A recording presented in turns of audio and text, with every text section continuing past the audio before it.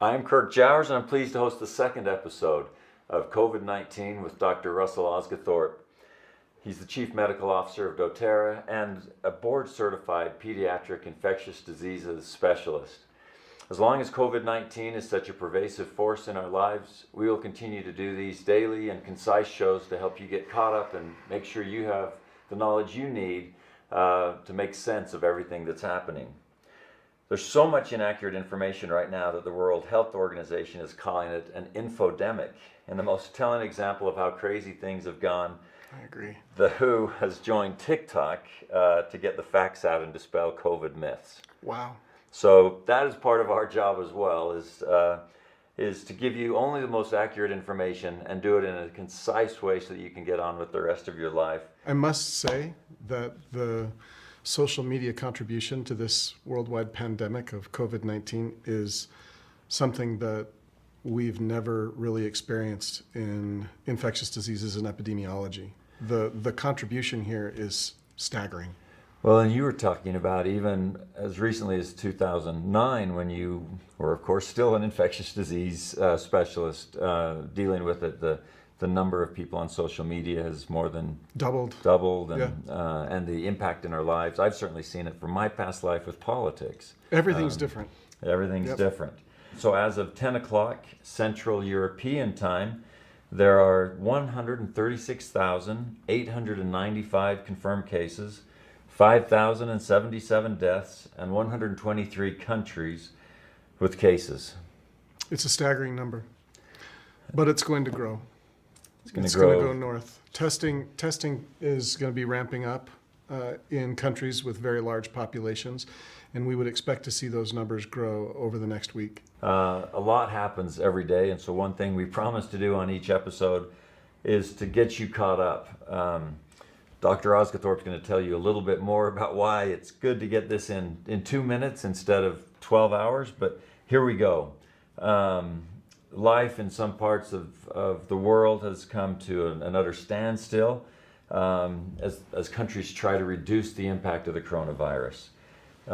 Italy, for example, is limiting travel between districts in Italy. It's quite remarkable what's happened in some places around the world to try and limit the spread of the virus and make social distancing even more powerful of a strategy. Hospitals in northern Italy are overwhelmed, which will go to some of the reasons that they're trying to do all the things we're going to talk about. Closing all the Disney properties, Tokyo, Paris, US, wherever, Broadway theaters, huge attractions and museums, the Louvre, Eiffel Tower in Paris, all closed. March Madness. Major sporting events. Major sporting event. We initially thought worst case scenario was these major sporting events, soccer, everything else would be played without fans. Now they're just canceling them altogether. Yeah, or postponing them. The Masters was postponed. Right. Major League Baseball. Millions of students are now out of school as cities are closing schools. Universities. Churches. Strikingly, yesterday, Wall Street had its worst day since the Black Monday crash of 1987. Today, however, was the best day of stocks. Oh, I haven't looked. Since really? 2008. Yeah, I thought I'd give you a little bit of good news. That's good. I've been so swamped taking care of the medical stuff that I've not even looked at that. It had a big day. A big day, the biggest day since 2008. And so the indexes still ended the week with sharp losses, of course, but the roller coaster will continue on that. A ban on travel from much of Europe to the United States began today.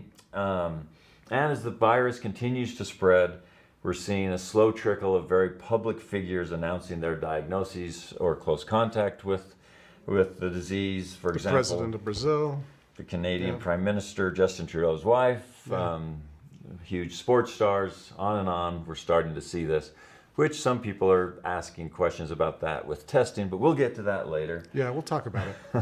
President Trump declared a national emergency today, and in this, and as well as our foundational episode, which will come out on Monday, continued issues with the availability of coronaviruses. It is a major issue. And especially in the United States, seems to be one of the major places. I'm so frustrated with the availability of testing in the United States.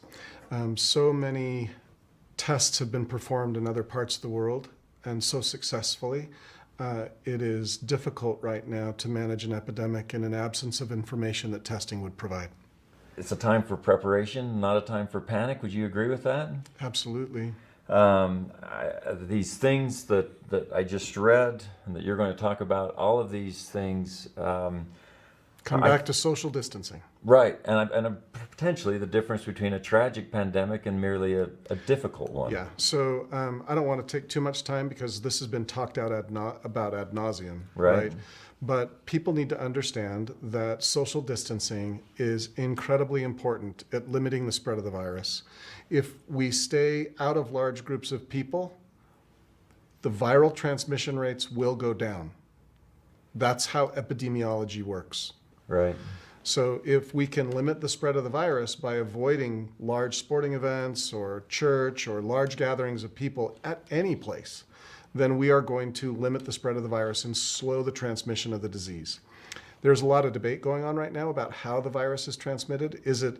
We used to think only days ago that the primary mode of transmission was through droplets that are spread through coughing individuals.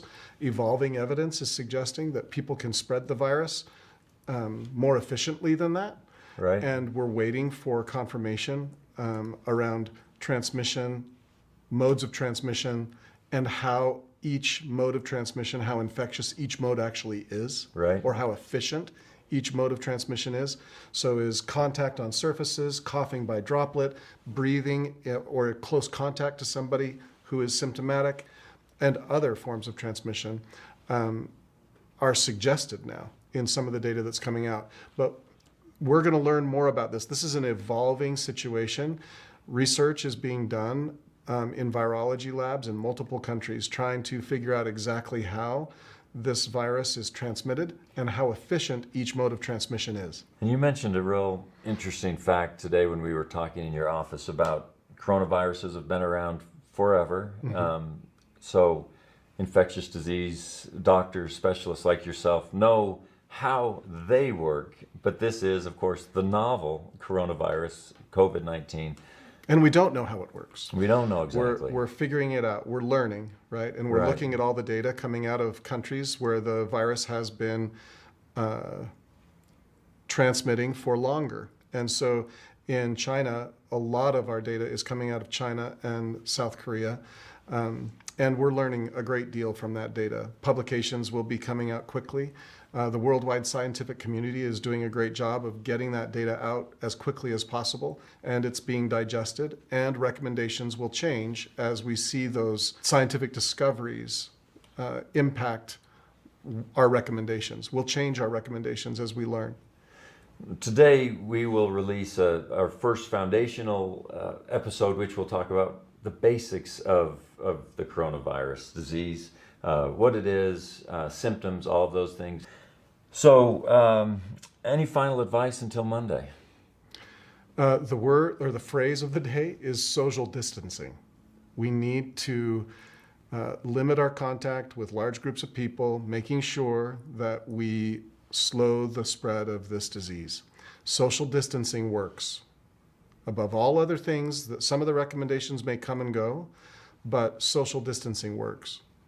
Thank you so much, and thank you for watching.